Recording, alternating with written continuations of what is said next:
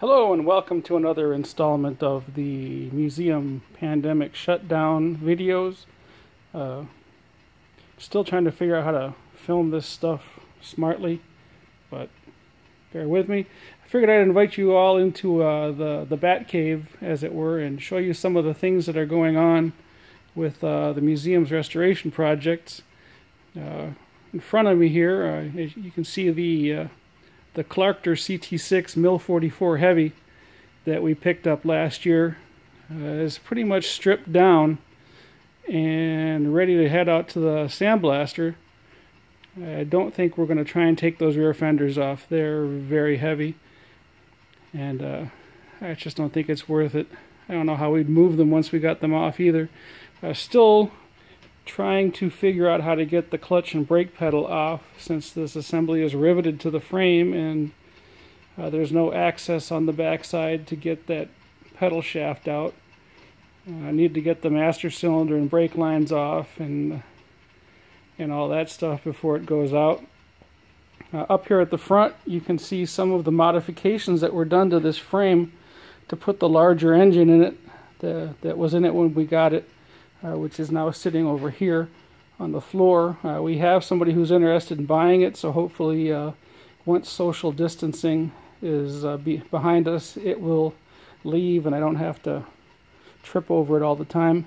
But you can see they relocated the radiator mounts forward to make room for the longer engine. We've got those cut off and got the welds ground flat.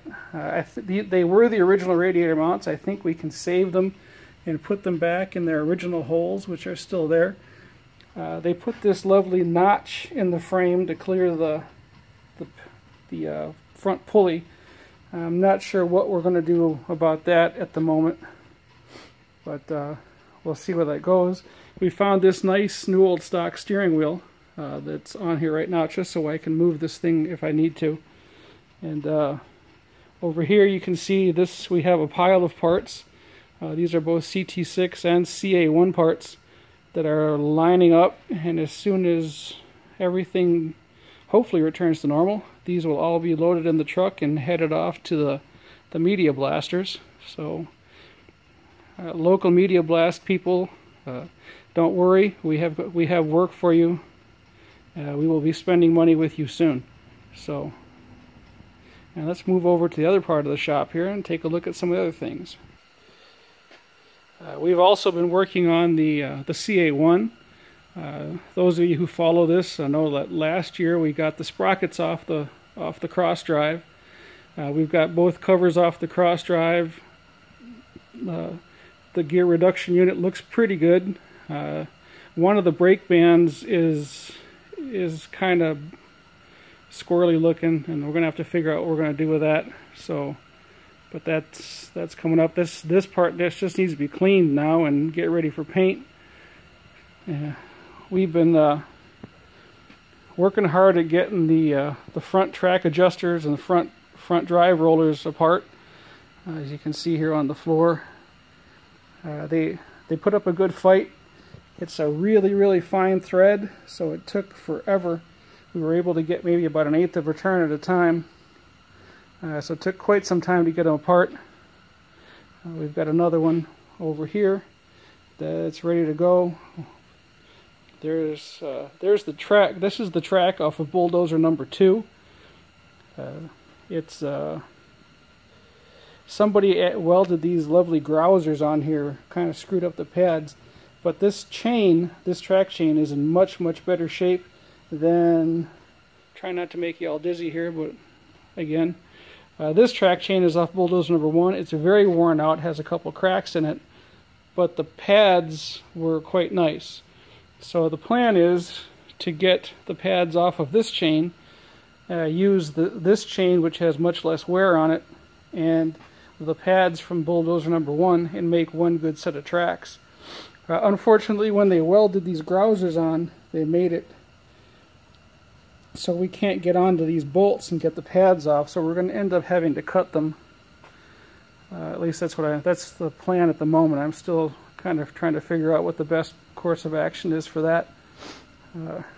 We've got the front rollers here and the rollers over here are all ready to come apart. In order to do that, we need the press, which is going to go right there. You can see the base for the press is already in place in the shop. Unfortunately, the press is a two-man lift, and since we're practicing social distancing, we've decided that we've lived without it for this long. Another couple weeks isn't going to hurt us, and we've got plenty of things to work on. So we've been working on cleaning up the cross drive. We've got one more roller. That's one of the rollers off the original, off the first Clark back there underneath the M880. They booger welded a bunch of stuff on it, so it's going to be a little bit more work to get apart. So I'm hoping that I can get enough good parts out of the 3 that I've taken apart to put together 2 good ones and not have to mess with that one, because the way they did it, I'm not able to unload the spring without cutting something, and that's a pretty hefty spring. It's under a lot of pressure, and I like my arms and legs where they're at, so we're going to weigh that option, see how that goes.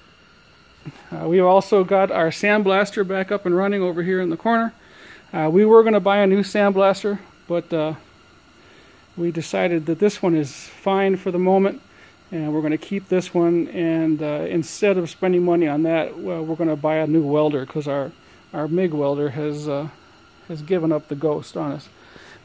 So in honor of getting the sandblaster back up and running, we've got a couple of CT6 parts back here that are cleaned, and we've thrown a coat of paint on.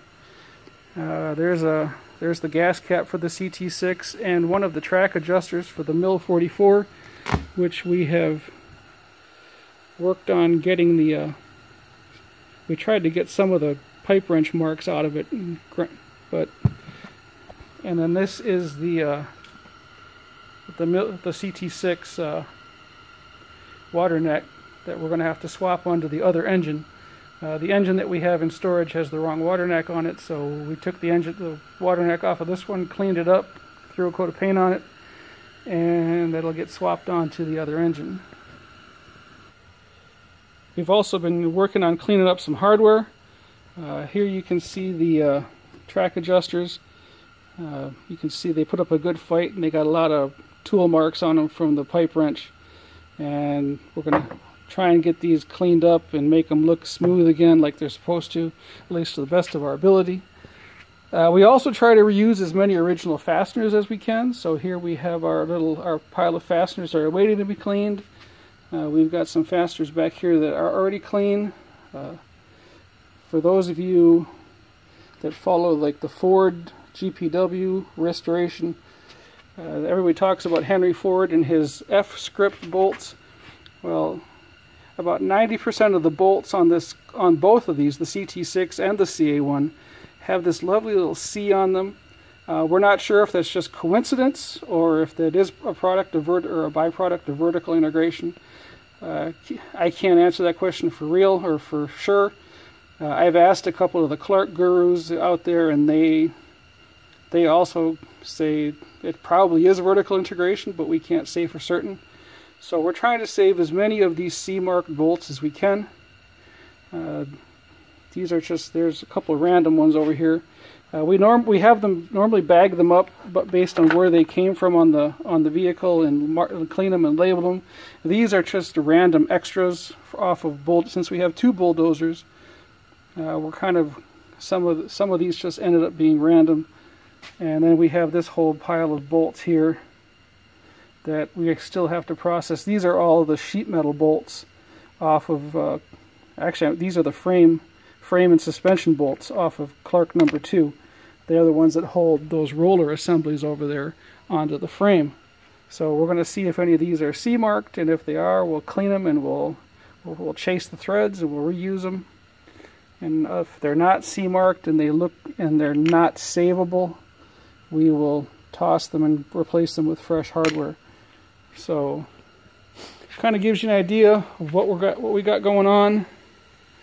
M880 sitting over there patiently. Maybe one of these days we'll get around to working on it again. So we have a whole bunch of stuff, whole pile of parts that need to be rebuilt, some hydraulics, the blade, a lot of stuff for the sandblaster. My poor Nova over here kind of peeking out in the corner. That not a museum asset, but it lives here in my shop. So with that, I'm going to sign off and let you all enjoy your days. Stay healthy, stay safe, and we'll see you soon.